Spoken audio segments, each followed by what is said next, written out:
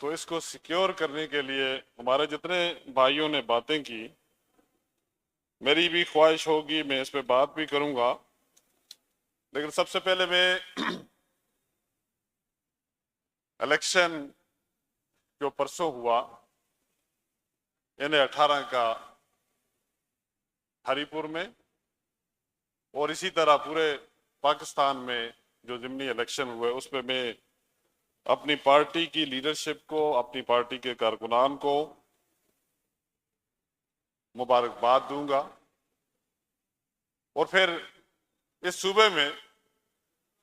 N18 کا جو election ہوا بڑا پرامن الیکشن ہوا۔ میں ڈسٹرکٹ انتظامیہ کو،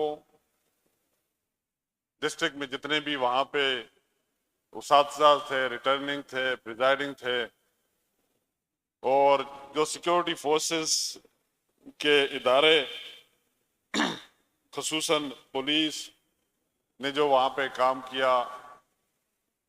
تو پورا دن ہم وہاں پہ رہے اور بڑا اچھا انتظام ہوا، اچھے طریقے سے خوش اسلوبی سے الیکشن ہوا، پرامن الیکشن ہوا۔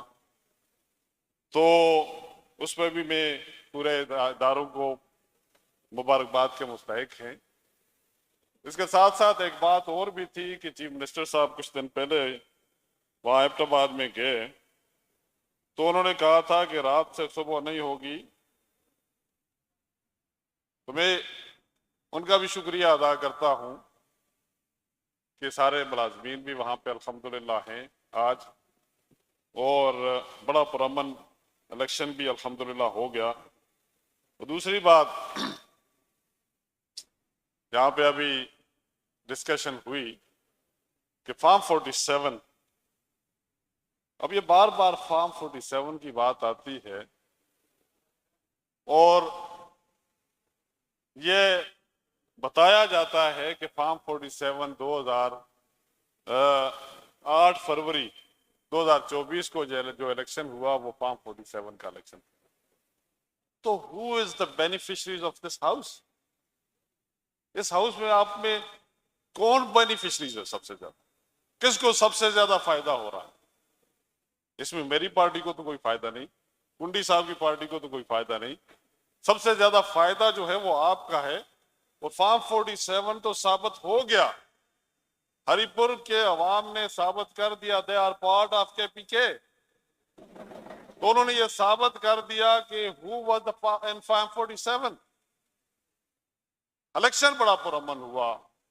نتائج بڑے پرامن طریقے سے آئے، everybody accepted the election۔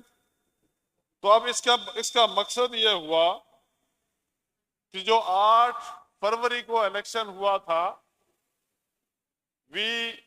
lose because of the Farm 47 and KPK۔ تو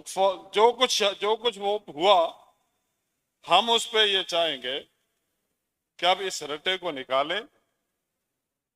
اب 23 نومبر کو جو الیکشن ہوا، اس نے ثابت کر دیا کہ لوگ، اب عوام جو ہے اس کو واضح طور پہ یہ چیزیں سامنے آ رہی ہیں کہ وہ کس طرح اپنا ووٹ فرنچائز کرتے ہیں، اپنا حق استعمال کرتے ہیں، اور اپنا رائٹ اچھی طریقے سے کیسے سمجھتے ہیں۔ دوسری بات یہ ہے کہ میں ان کا شکریہ بھی ادا کرتا ہوں تمام لوگوں کا، اور ہری پور میں بابر نواز صاحب کو جو ہمارے ممبر منتخب ہوئے انہیں بھی مبارکباد دیتا ہوں۔ سردار صاحب ڈسکشن، اس کے ساتھ ساتھ جناب سردار صاحب ایجنڈے ایجنڈے پہ آئیے گا، لائن آرڈر سچویشن پہ۔ جی سردار صاحب کائنڈلی جی میں لائن آرڈر سچویشن پہ بات کرنی ہے، ایجنڈا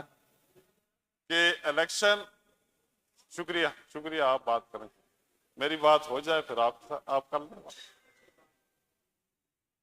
لا اینڈ آرڈر کی سچویشن کی بات آپ نے کی، تو الیکشن کا میرا کہنے کا مقصد یہ تھا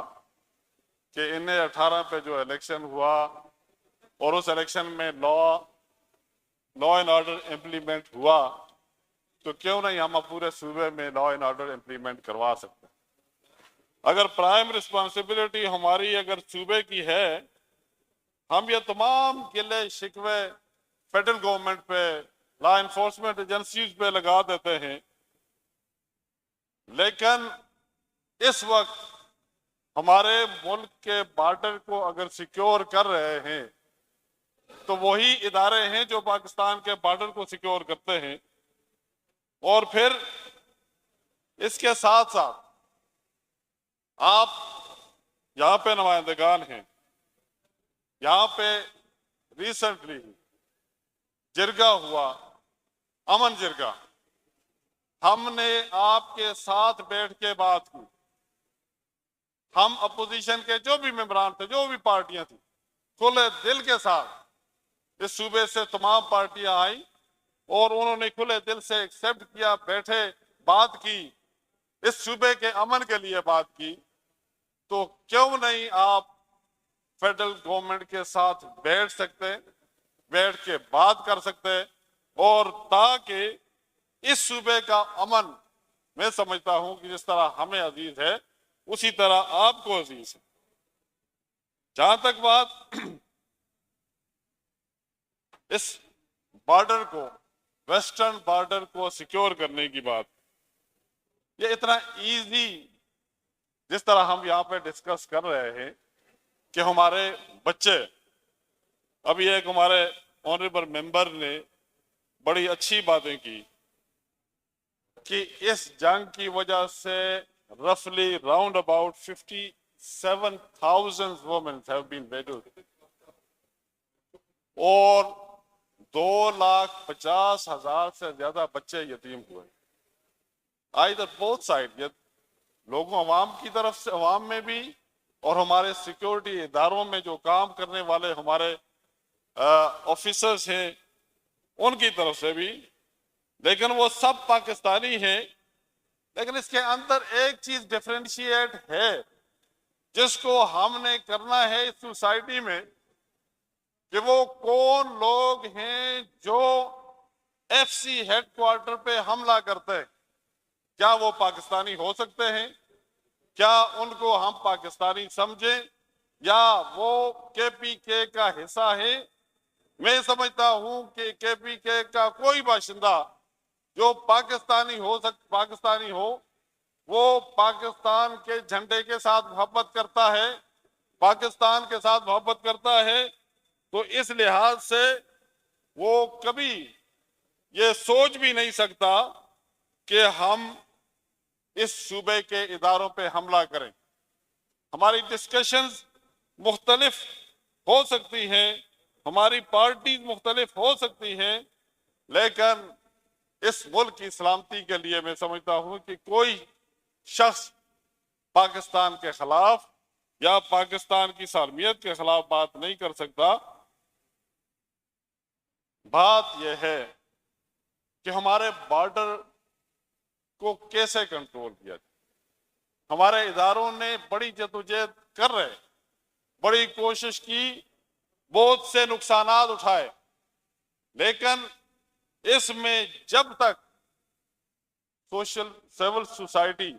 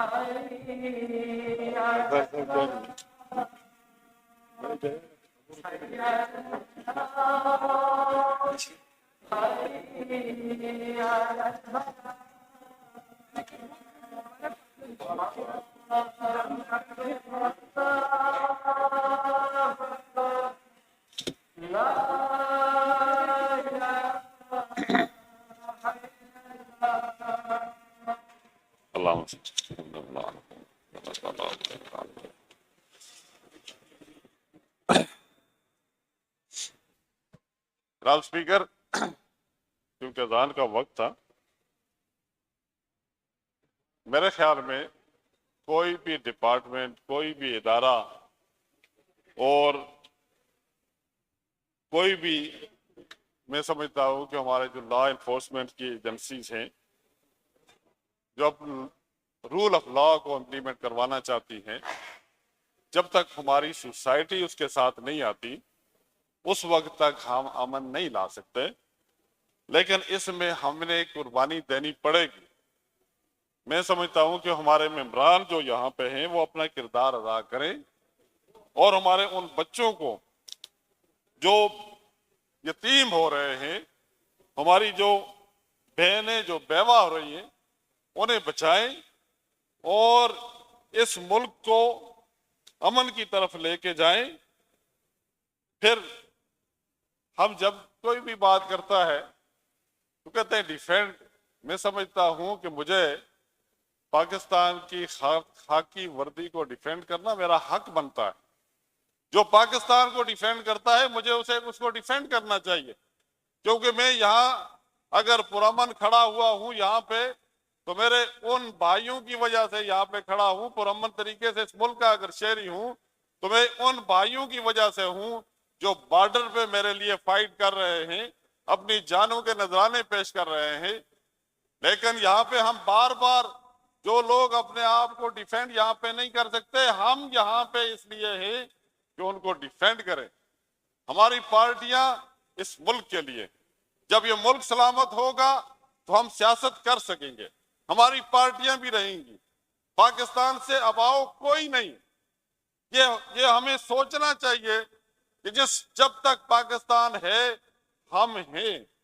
اگر پاکستان نہیں ہوگا تو پھر آپ کی اور ہماری حالت وہی ہوگی جو فلسطین میں ہے، جو کشمیر میں ہے، جو ہندوستان میں ہے۔ آج بھی مسلمانوں کے وہاں پہ کیا حالات، ہمیں اس چیز کو سوچ کے میں سمجھتا ہوں کہ یہاں پہ امن اگر قائم کرنا ہے تو اس کے لیے ہمیں اس سوسائٹی کو بدلنا ہوگا۔ آپ بہت سی باتیں کریں، فیڈرل میں غلطیاں ہوئی، ہم سے غلطیاں ہوئی، ہماری پارٹیوں کو اس کو بھگتنا پڑا، آپ کی پارٹیوں سے غلطیاں ہوئی، آپ کو بھگتنا پڑ رہا ہے۔ لیکن جہاں تک جو چیزیں بہتری کی طرف جاتی ہیں، عدلیہ کے نظام کے حوالے سے بات ہوئی، آج لاکھوں کے حساب سے کیسز جو ہیں جو فیڈرل سپریم کورٹ میں وہ پڑے ہوئے ہیں انڈیسائڈ عام لوگوں کے، لیکن جب کبھی بھی بات ہوتی تھی تو سپریم کورٹ میں ہر وقت پولیٹیکل کیسز لگے ہوتے تھے۔ تو آج اگر ایک اچھا اقدام ہوا کہ پولیٹیکل کیسز کو، آئینی کیسز کو، آئین کے مشاورتی کیسز کو آئینی عدالتیں اگر دیکھیں گی، سپریم کورٹ اپنا کام کرے گی، پاکستان کے عام شہریوں کو اس کے حق کا فیصلہ دے گی، تو پھر میں سمجھتا ہوں کہ یہ ایک اچھا فیصلہ تھا، اچھا فیصلہ ہوا ہے۔ اور اسی طرح شکریہ جناب سردار صاحب، آپ کی میں نے آپ کا اتنا ٹائم ویسے لیا نہیں ہے، لیکن میں آپ کا شکریہ ادا کرتا ہوں کہ کیونکہ وقت بھی کم ہے، وقت کی نزاکت کے ساتھ ساتھیوں نے بولنا ہے، اور انشاءاللہ آئندہ کوئی موقع ملے گا میں ضرور اس پہ بات کروں۔ بہت مہربانی، شکریہ۔ تھینک یو جی۔ جناب اشرف گل وزیر ایم پی ایس ایف، اشرف گل صاحب کا مائک آن کیجیے۔